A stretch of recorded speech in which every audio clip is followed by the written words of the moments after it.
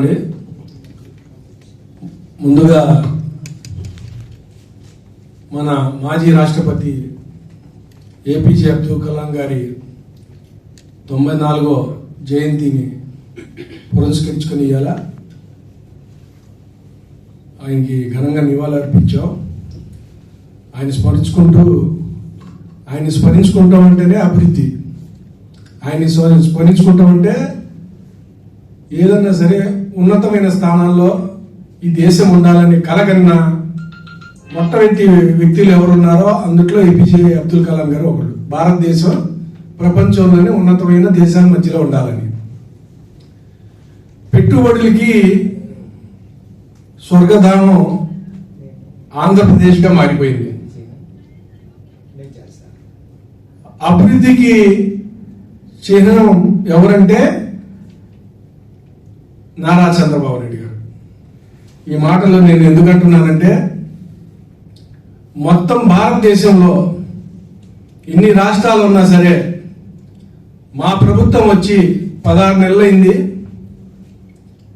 మా నాయకుడు నారా చంద్రబాబు నాయుడు గారు కానీ, అలాగే మా యువ నాయకులు నారా లోకేష్ గారు కానీ గడిచిన 16 నెలలు మా ప్రభుత్వం వచ్చి ఈ 16 నెలల్లో దాదాపు 6.5 లక్షల కోట్ల రూపాయలు పెట్టుబడి ఒప్పందాలు.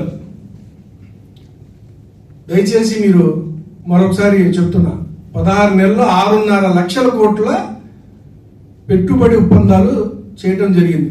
సామాన్య విషయం కాదండి. 6.5 లక్షల కోట్లు. తద్వారా ఎన్ని అభివృద్ధి కార్యక్రమాలు జరగబోతున్నాయి, ఎంతమందికి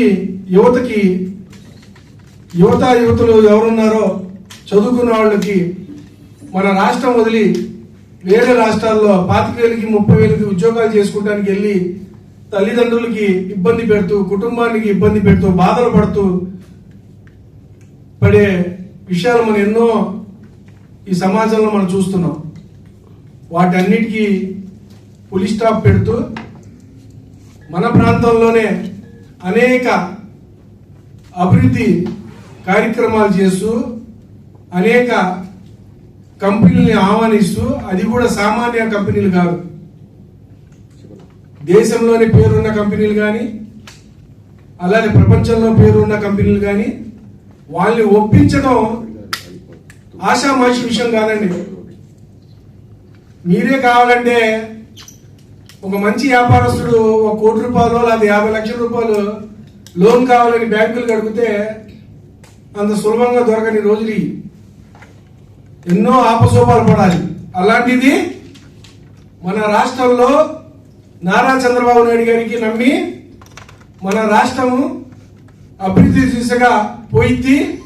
ఇక్కడ ప్రజలు ఎంతో మేలు చేసే ప్రజలు, వీళ్ళకి మన పెట్టుబడుల ద్వారా చేయూతనిద్దామని అనేక కంపెనీలు వస్తున్నాయి. అందులోనే చాలా వచ్చినాయి. మొన్న 2 రోజుల కింద మీరు విన్న విషయం గూగుల్ అంటే చిన్న విషయం కాదండోయ్. ప్రపంచంలోనే మెట్టి సాఫ్ట్వేర్ సంస్థలు కానీ డేటా సెంటర్లు కానీ ఏమైనా ఉన్నాయంటే ఒకటి మైక్రోసాఫ్ట్, ఒకటి గూగుల్. డేటా సెంటర్లు వాళ్ళ పరిధిలోనే ఉన్నాయి. అసలు ఏంటి డేటా సెంటర్లు అంటే? ఏదో మన ఫ్లెక్సీలు పెట్టి అరవడం కాదు, చెప్పడం కాదు. అసలు డేటా సెంటర్లు అంటే ఏంటి? ఏ విధంగా బ్లడ్ బ్యాంకులో బ్లడ్ని పొందుపరుస్తామో, అవసరాలకు వచ్చినప్పుడు ప్రజలు బాధల్లో ఉన్నప్పుడు వాళ్ళకి ఉపశమనం ఇచ్చే బ్లడ్ అందిస్తామో బ్లడ్ బ్యాంక్. అలాగే మన దగ్గర ఎంతో డబ్బు ఉండిద్ది. ఆ డబ్బుని ఇంట్లో ఉంచుకుంటే ఎప్పుడు నిద్ర పట్టదు. సామాన్యుడు కానీ మధ్యతరగతి వాడు కానీ ఆ డబ్బు ఉండిద్ది. ఆ డబ్బు బ్యాంకులో పెట్టుకుంటే సుస్థిరంగా బ్యాంకులో ఉండిద్ది. అది మనీ బ్యాంక్. కానీ ఇప్పుడు యొక్క ప్రస్తుత సమాజంలో, ప్రస్తుత యుగంలో డేటా బ్యాంక్. ఏంటి డేటా అంటే? మనం ఫోన్లో కానీ అలాగే సంస్థల్లో కానీ బ్యాంకుల్లో కానీ ఇండస్ట్రీస్లో కానీ అలాగే ఎటువంటి వ్యాపారస్తులు మన తాలూకా వివరాలన్నీ పొందుపరిచి దాన్ని ఒక సర్వర్లో పొందుపరిచే విధంగా ఉంచే సమాచార బ్యాంకే డేటా బ్యాంక్, డేటా సెంటర్. ఇవాళ వాటి యొక్క విలువ కొన్ని లక్షల కోట్ల రూపాయలతో ముడిపడి ఉంది, వ్యాపారం విలువ. మీకు ఒక విషయం చెప్పాలి, ప్రపంచంలో మెట్టి 10 దేశాలు ఉన్నాయి, డేటా సెంటర్లు కలిగి ఉన్నాయి. మొదటి వచ్చి అమెరికా, 2 వచ్చి జర్మనీ, 3 వచ్చి యూకే, 4 వచ్చి చైనా, 5 వచ్చి కెనడా, 6 వచ్చి ఫ్రాన్స్, 7 వచ్చి ఆస్ట్రేలియా, 8 వచ్చి నెదర్లాండ్, 9 వచ్చి రష్యా, 10 వచ్చి జపాన్. మొదటి 10 దాంట్లో కూడా ఎక్కడ మనం లేవు. కానీ ఈ అన్నిట్లో మొదటి స్థానంలో ఉన్న అమెరికా, డేటా సెంటర్లో ఉన్న అమెరికాలో అక్కడ ప్రజలు కన్సూమ్ చేసేది అంటే వాడేది, వాళ్ళు వాడే డేటా, ప్రజలు వాడే డేటా కన్నా 3 రెట్లు ఇండియాలో వాడుతున్నాం మనం. దయచేసి అర్థం చేసుకోండి, 3 రెట్లు అమెరికా కన్నా 3 రెట్లు ఇండియాలో వాడుతున్నాం. ఇండియాలో నేను చెప్పే అంకెలు కొద్ది అటు ఇటులో ఉండొచ్చు, కానీ ప్రస్తుతానికి 877 మెగావాట్లే ఉన్నాయి. ఎంతండి? డేటా బ్యాంకులు 877 మెగావాట్లు. అమెరికాలో మాత్రం 15,930 మెగావాట్లు. అమెరికాలో మాత్రం 15,930 మెగావాట్లు డేటాని పొందుపరిచే డేటా సెంటర్లు అమెరికాలో ఉన్నాయి. కానీ అమెరికాలో వాడేవాళ్ళు కన్నా ఇండియాలో 3 రెట్లు ఎక్కువ ఉన్నారు. ఈ వాడటం వల్ల మన డబ్బులంతా ఎక్కడికి వెళ్ళిపోతున్నాయి? ఇప్పుడు మీరే ఉన్నారు, వాట్సాప్ వాడుతున్నారు, ఫేస్బుక్లు వాడతారు, అనేక ట్విట్టర్లు వాడుతున్నారు. దాని ఊరికి ఎక్కడి నుంచి వస్తున్నాయి? మీ సెల్లో, మీ మొబైల్ వేసే డేటా ఖర్చు అవుతుంది. ఖర్చు అవుతుందంటే డబ్బు పెట్టి కొనుక్కుంటున్నారు. మీరు షాప్కి వెళ్ళి ఉట్టి మీరు డేటా కావాలా, లేకపోతే కేవలం కాల్స్ మాట్లాడటమే కావాలంటే డేటాతో కాల్ కూడా కావాలంటే అని అంటాం, డబ్బులు పెరుగుతాయి. అలాంటిది 145 కోట్ల జనాభా ఉన్న ఇండియాలో నాకు తెలిసి రమారని ఒక 5-10% ఫోన్లు లేవేమో, కానీ లేదా 130 కోట్ల ఫోన్లు ఉన్నా సరే ఆండ్రాయిడ్లు కానీ అప్గ్రేడ్ ఉన్న ఫోన్లు, స్క్రీన్లు ఉన్న ఫోన్లు కనీసం ఒక 100 కోట్లు ఉంటాయి. ఈ 100 కోట్లలో ఎంతమంది డేటా వాడుతున్నారు? వాళ్ళతో పాటు ఇన్ని పెద్ద వ్యాపారాలు, అది కాలేజీలు కావచ్చు, యూనివర్సిటీలు కావచ్చు, నగల వ్యాపారం కావచ్చు, సిమెంట్ ఫ్యాక్టరీలు కావచ్చు, వాళ్ళందరూ డేటా వాడతారు. అంటే ఒకప్పుడు మన చిన్నప్పుడు, బాగా చిన్నప్పుడు గుమస్తాలు పెట్టుకునేవాళ్ళు. మన పెద్దోడు వ్యాపారం చేస్తే లెక్చర్ పుస్తకాలు ఉండేది, ఒక గుమస్తా అంటారు దానికి. ఆయన రాసేవాడు, ఆ డేటాని పొందుపరిచేవాడు. కాలక్రమేణగా ఆ విధి విధానం పోయి వాటిని పొందుపరచడానికి టెక్నాలజీ డెవలప్ చేసి దాన్ని డేటా అన్నారు. అలాంటి డేటా సెంటర్ని గూగుల్ మన దగ్గర రావటం నిజంగా మనస్ఫూర్తిగా నారా చంద్రబాబు నాయుడు గారికి, నారా లోకేష్ గారికి నేను ఈ రాష్ట్ర పౌరుడిగా, ఆయన పార్టీలో ఒక కార్యకర్తగా మనస్ఫూర్తిగా అభినందిస్తున్నా. ఎందుకంటే 131,000 కోట్ల రూపాయలు, ఎంతంటే 131,000 కోట్ల రూపాయలు పెట్టుబడులు 5 ఏళ్లలో, రాబోయే 5 ఏళ్లలో పెట్టబోతున్నారు.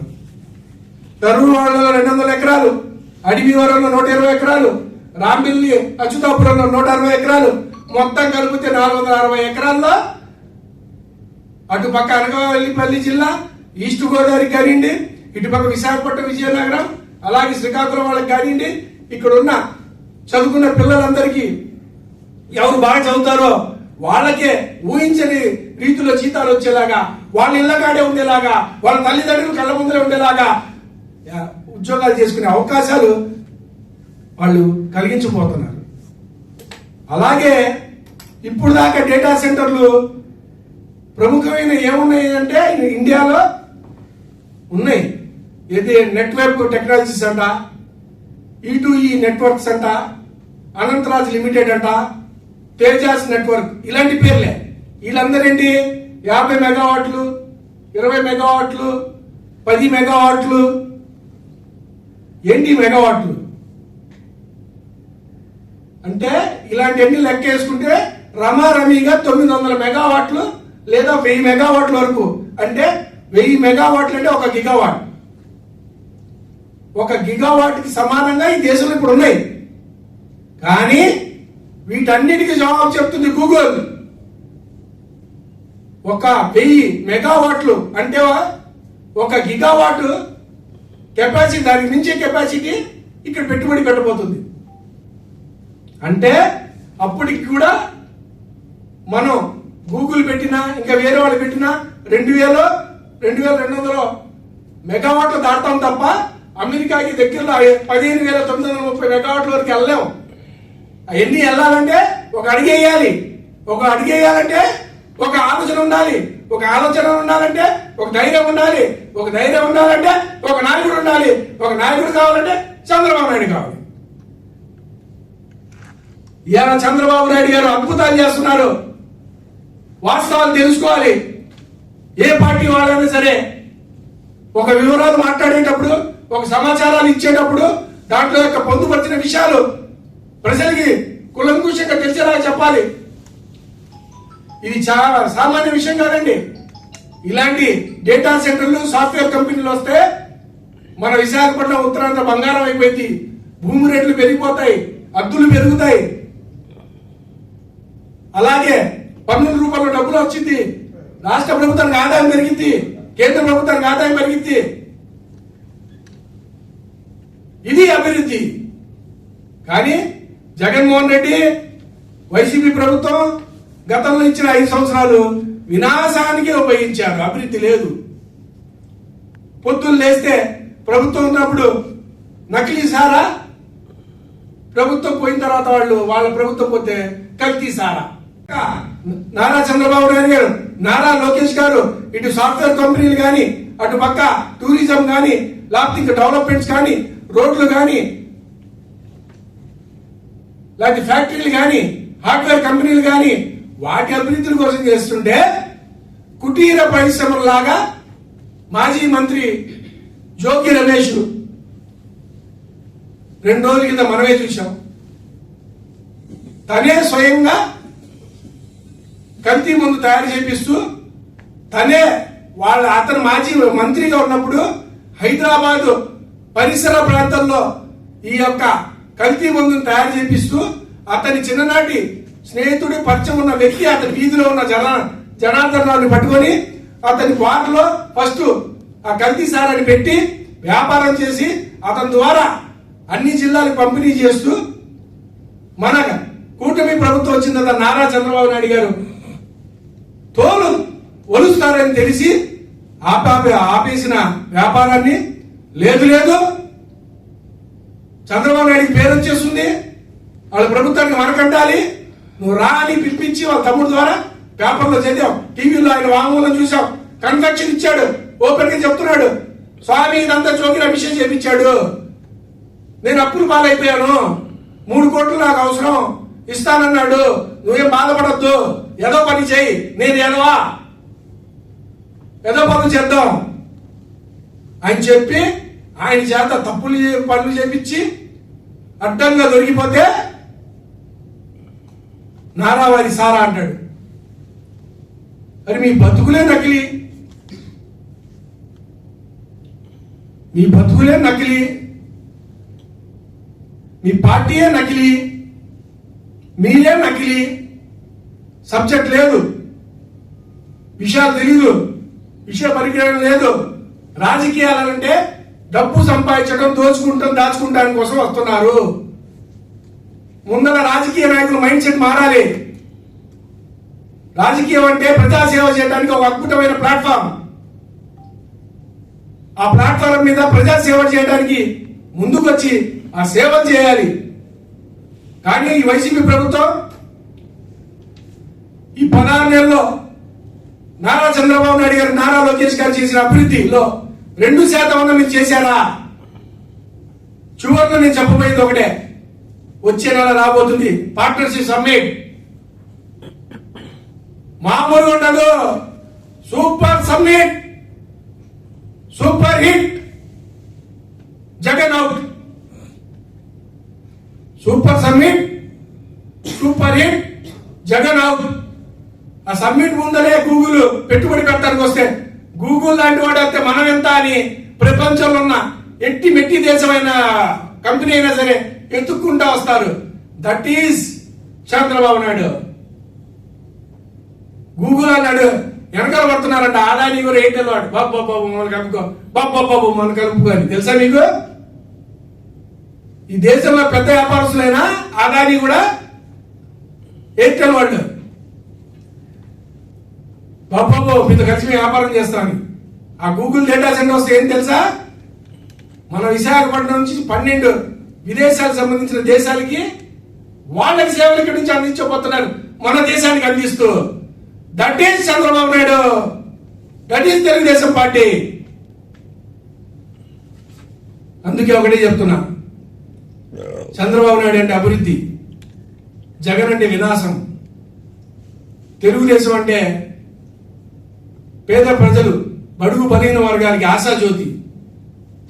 వైసీపీ అంటే ల్యాండ్ గ్రాబర్స్, లిక్కర్ 420 పనులు చేసేవాళ్ళు, మైన్స్ 420 చేసే వాళ్ళకి అది ఒక ప్లాట్ఫామ్. అందుకే ప్రజలారా, ఇంత మంచి కార్యక్రమం మన దీపాలు ముందర మనకు దీపాలు వచ్చేలాగా చంద్రబాబు నాయుడు గారు అందించినందుకు విశాఖ ప్రజల తరపున, ఉత్తరాంధ్ర ప్రజల తరపున, తెలుగుదేశం పార్టీ తరపున, అలాగే నా తరపున వారికి మనస్ఫూర్తిగా ధన్యవాదాలు తెలుపుకుంటూ మీ అందరినీ సెలవు తీసుకున్నాను. నమస్కారం.